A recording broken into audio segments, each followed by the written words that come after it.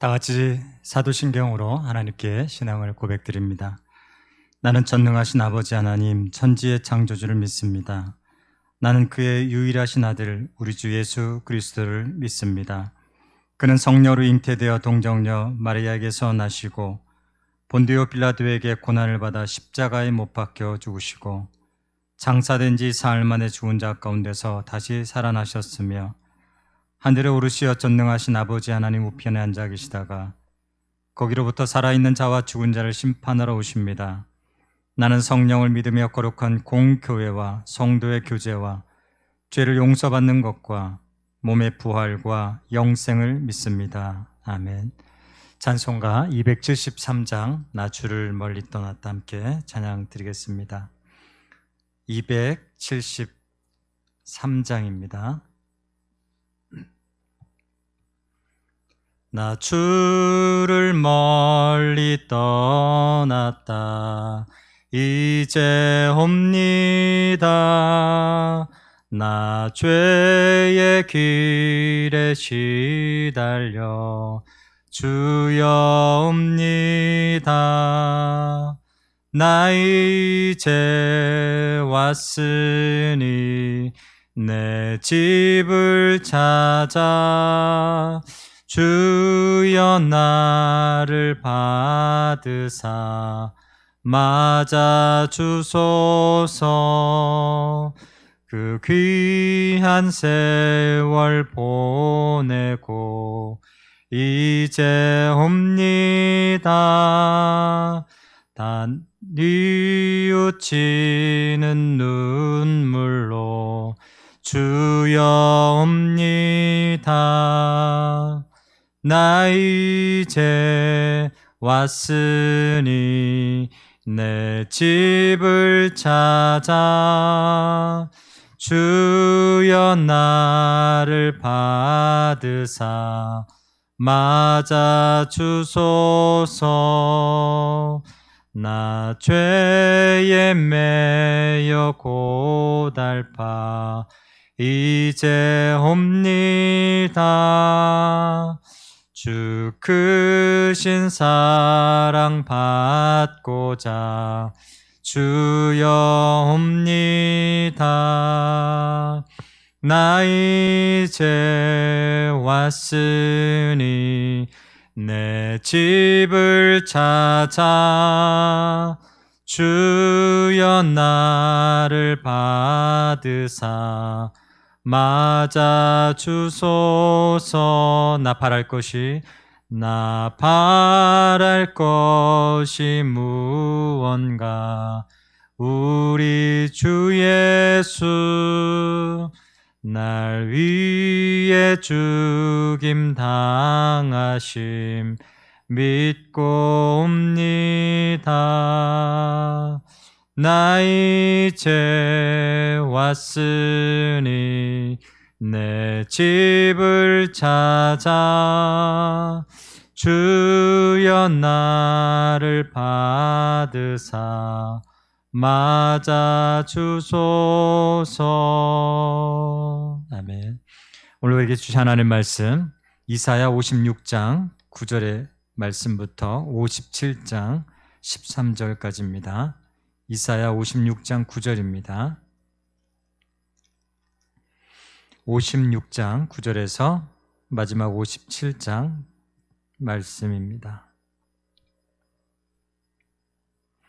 제가 먼저 읽겠습니다. 들의 모든 짐승들아 숲 가운데의 모든 짐승들아 와서 먹으라.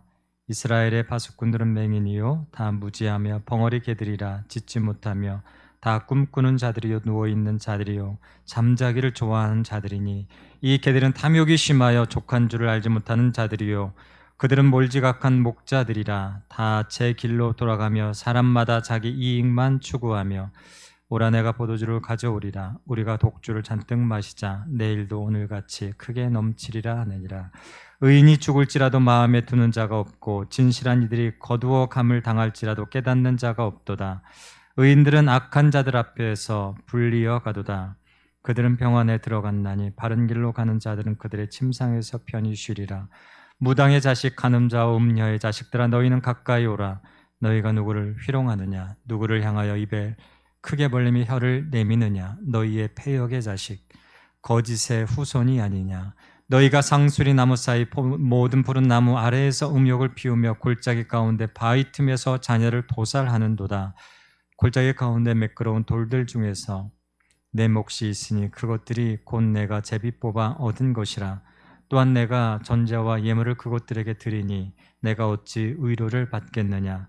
내가 높고 높은 산 위에 내 침상을 베풀었고 내가 또 거기에 올라가서 제사를 드렸으며 내가 또 내 기념패를 문과 문설주 뒤에 두었으며 네가 나를 떠나 벗고 올라가서 내 침상을 넓히고 그들과 언약하며 또 내가 그들의 침상을 사랑하여 그 벌거벗은 것을 보았으며 내가 기름을 가지고 몰렉에게 나아가되 향품을 더하였으며 내가 또 사신을 먼 곳에 보내고 수올에게까지 내려가게 하였으며 내가 길이 멀어서 피곤할지라도 헛되다 말하지 아니함은 내 힘이 살아났으므로 쇠약하여지지 아니함이라.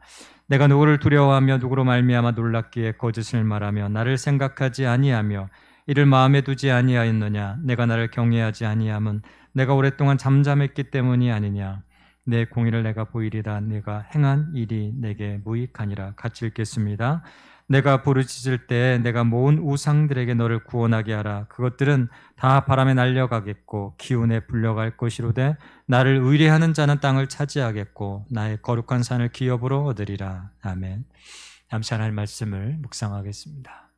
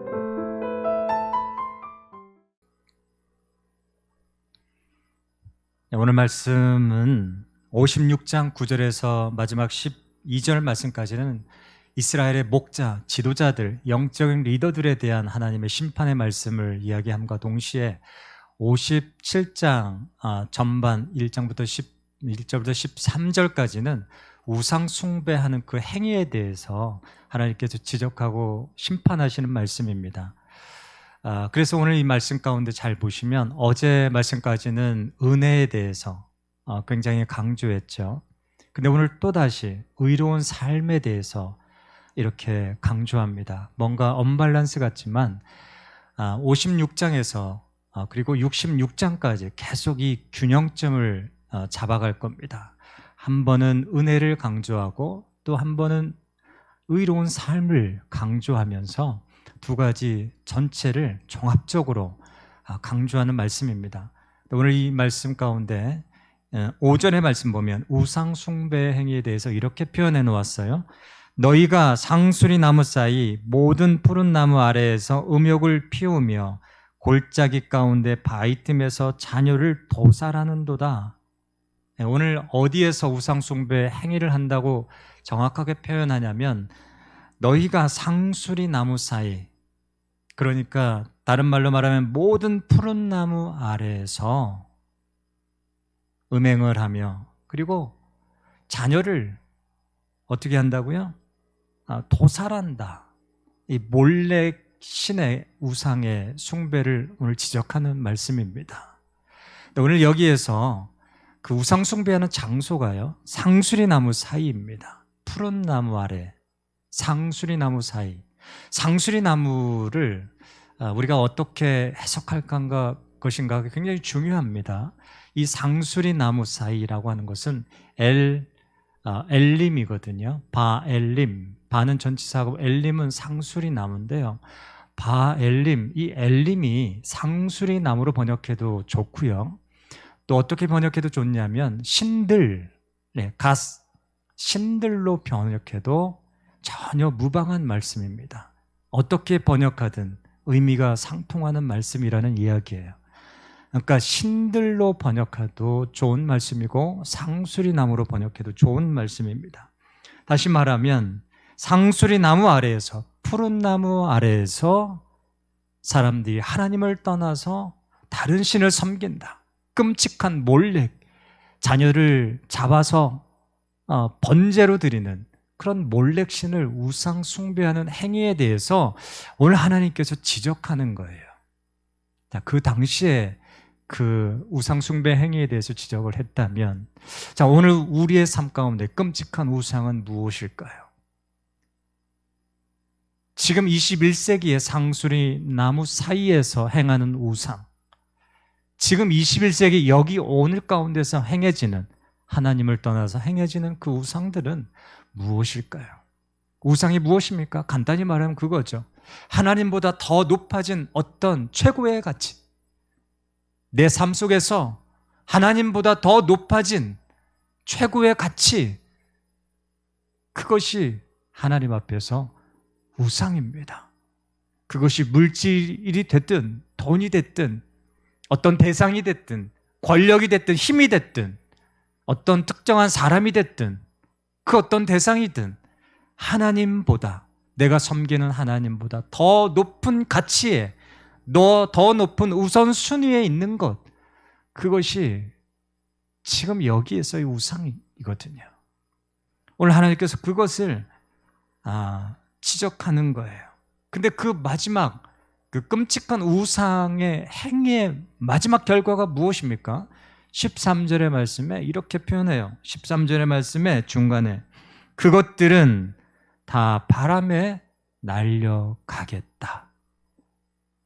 네, 우상 숭배하는 것들은 지금 당장은 최고의 가치인 것처럼 보이고 나에게 뭔가 힘을 실어줄 것 같고, 이것이 없으면 내 삶의 어떤 목적과 어떤 굉장한 중심이 빠져나가는 것 같은 상실감을 안겨줄 수 있지만, 그 우상의 결국이라고 하는 것, 그것은 굉장히 허무하다. 바람에 날리는 것과 같이 허무하다. 잡을 수 없다, 결과를.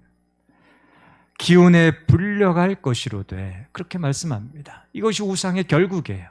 우상의 마지막입니다. 허무한 거예요. 무엇인가 우상을 내가 정말 최고의 가치로 섬길 때에는 뭔가 잡은 것 같아요.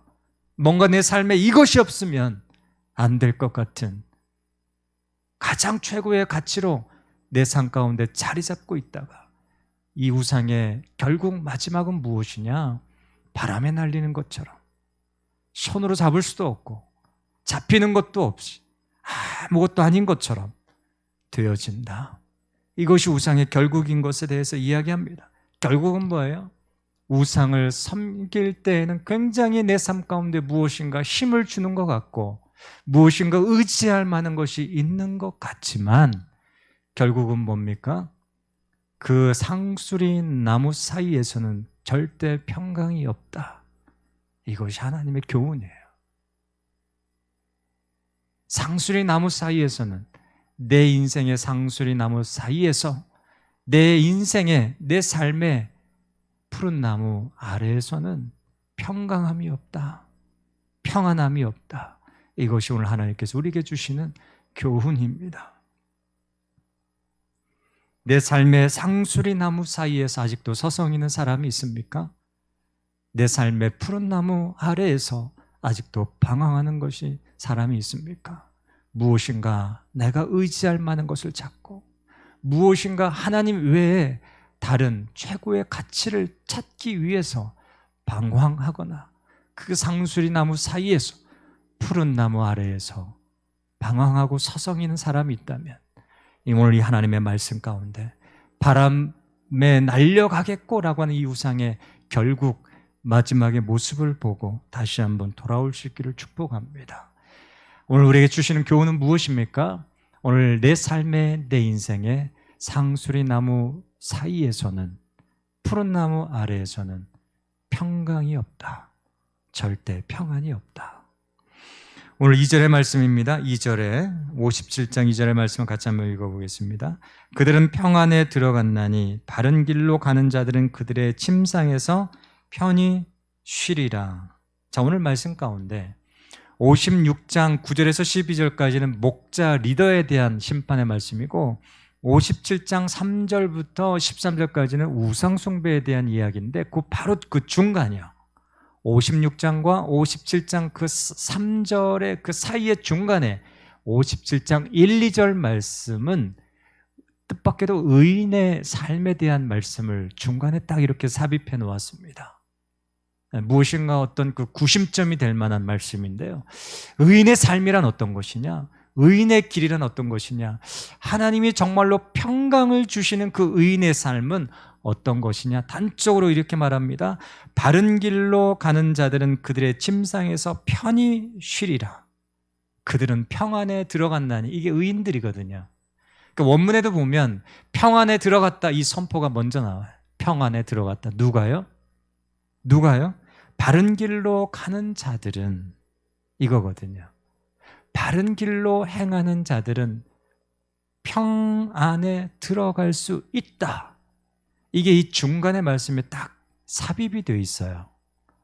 이런 삶에 대해서 모델적으로 이렇게 제시하는 것처럼 57장 2절의 말씀이 이렇게 바른 길로 가는 평강함의 길에 대해서 제시를 해놓습니다.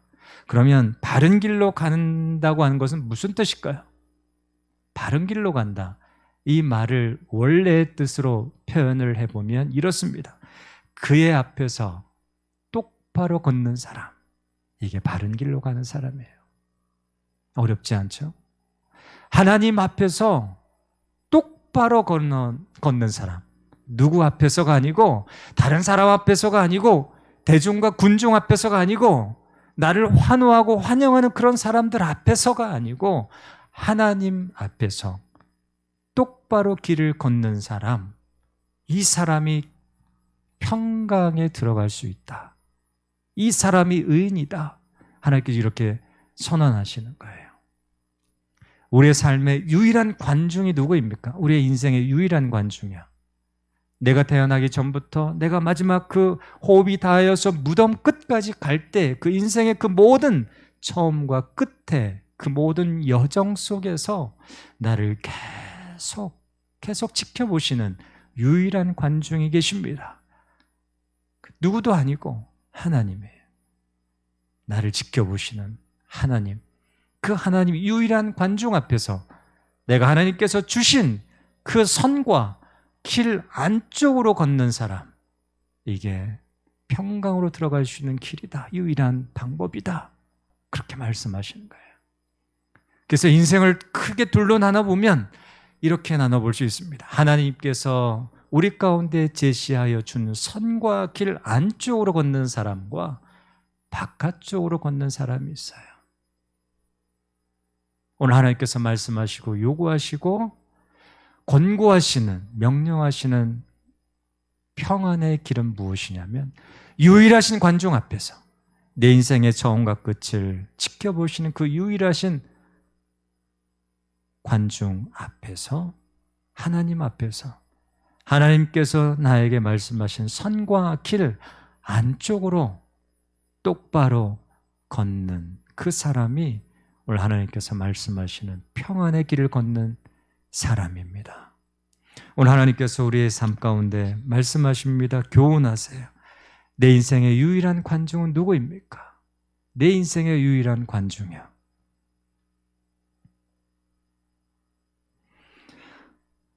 오늘 마지막으로 56장 9절에서 12절 말씀까지는 이런 질문을 하고 있는 것 같습니다. 어떤 질문이냐면 당신은 어떤 감각이 살아있습니까? 이렇게 질문하는 것 같아요.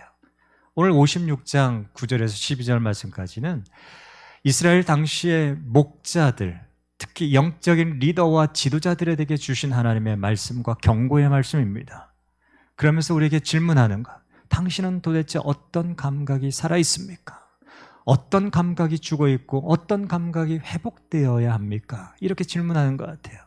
자, 오늘 말씀 가운데 보시면 10절의 말씀을 같이 한번 보시면요, 이스라엘의 파수꾼들은 맹인이요 다 무지하며 벙어리 개들이라, 짖지 못하며 다 꿈꾸는 자들이요 누워있는 자들이요 잠자기를 좋아하는 자들이니.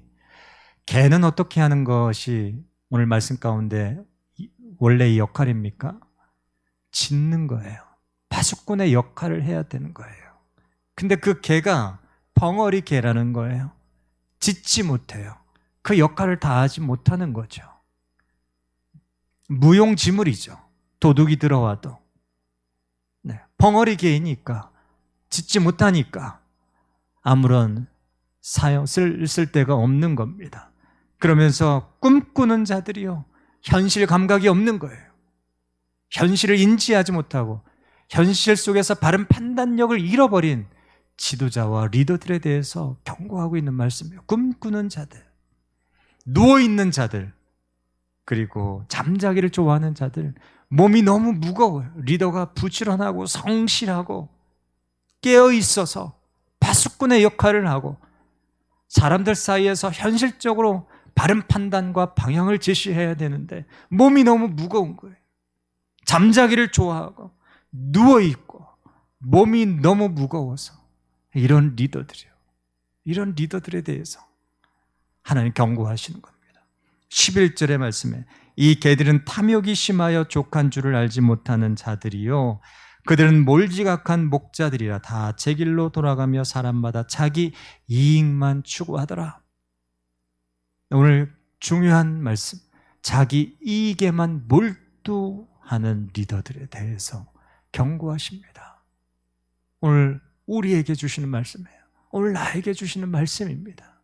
자기 이익만 추구하며 다 제 길로 돌아가며 몰지각한, 무엇이 중요하고 무엇이 우선순위이며 무엇이 자기의 본분이며 책임이며 무엇을 먼저 해야 되는지에 대해서 지각이 없이 오직 유일한 관심이 어떻게 하면 나의 이익을 더 추구하고 더 많은 이득을 볼 것인가, 이거에만 몰두하는 리더에 대해서 경고하시는 겁니다. 다시 말하면 리더의 감각이 죽은 거예요. 리더의 감각이 손끝에서부터 다 살아있어야 되는데 리더의 감각이 완전히 죽고, 본능의 감각만, 욕망과 탐욕의 감각만 살아있는 사람들, 그런 지도자들에 대해서 오늘 경고하시는 겁니다. 오늘 말씀을 통해서 우리에게 주시는 교훈이 무엇입니까? 당신은 어떤 감각이 살아있습니까? 어떤 감각이 더 민감하십니까? 어떤 감각이 죽어 있습니까? 어떤 감각이 하나님 앞에서 다시 한번 살아나고 회복되어야 합니까? 우리 이 말씀을 질문하고 있습니다. 우리의 삶에 다시 한번 적용해 보면서, 하나님, 이러한 감각을 하나님 회복시켜 주십시오. 이런 감각이 무뎌졌습니다. 오늘 다시 한번 이 말씀을 통해서 하나님 앞에 깨어있는 파수꾼과 같은 목자로 하나님 앞에 쓰임받기를 소망합니다. 같이 기도하겠습니다. 하나님 아버지, 우리에게 주신 귀한 사명과 부르심 앞에서 다시 한번 무감각한 자가 되지 않게 하여 주시고, 하나님, 게으르고 불성실한 그런 리더가 아니라 하나님 앞에 깨어있는 파수꾼과 같은 목자가 되게 하여 주옵소서. 하나님 아버지, 유일하신 관중 앞에서 하나님께서 우리에게 주신 선과 길 안쪽으로 걸어가는 저희들 되게 하여 주시옵소서. 하나님, 내 인생의 상수리 나무 사이에서, 내 인생의 푸른 나무 아래에서 서성이거나 방황하지 않게 하여 주시고, 진정으로 하나님 앞에서 온전한 삶을 살 수 있도록, 하나님만 내 인생의 최고의 가치로 여기며 살아갈 수 있도록 오늘 하루를 축복하여 주시고, 우리 인생과 가정을, 이 공동체를 주님 축복하여 주옵소서. 감사드리며 예수님의 이름으로 기도합니다. 아멘. 각자의 기도 제목을 따라서 함께 동성으로 기도하시겠습니다. 다 같이 기도하겠습니다.